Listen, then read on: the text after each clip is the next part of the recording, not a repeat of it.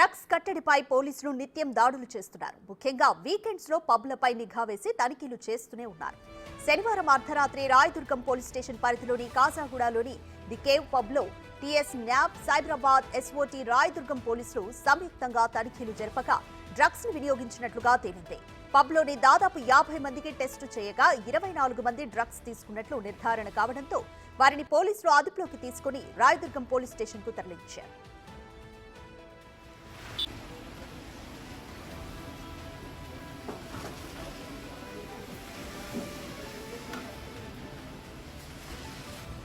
Drugs సేవించిన వారితో పాటు పబ్ నిర్వాహకులను అదుపులోకి తీసుకున్నట్లు రాయదుర్గం సీఐ వెంకన్న తెలిపారు.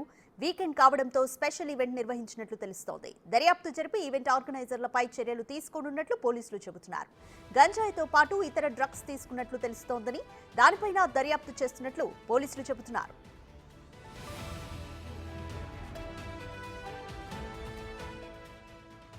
టీఎస్ న్యాబ్ వాళ్ళు ప్లస్ సైబరాబాద్ ఎస్ఓటీ వాళ్ళు, అదేవిధంగా లోకల్ పోలీస్ రాయదుర్గం పోలీస్ వాళ్ళు, మా డిఏ గారు, మా స్టాఫ్ కొంతమంది కలిసి ఈ కేవ్ పబ్ అని చెప్పేసి కాజాగూడలో ఉంటుంది. అక్కడ రైడ్ చేసి అందులో ఉన్న మెంబర్స్ అందరికి టెస్ట్ చేసాము.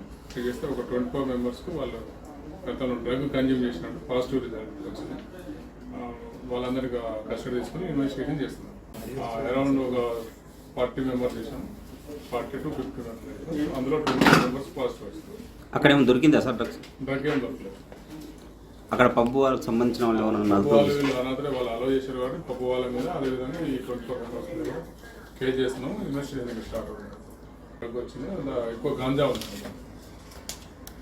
గాంజా తీసుకున్నట్టు మనకు పాజిటివ్. ఇంకా మీకు ఎట్లా ఇన్ఫర్మేషన్ ఇన్ఫర్మేషన్ సోర్స్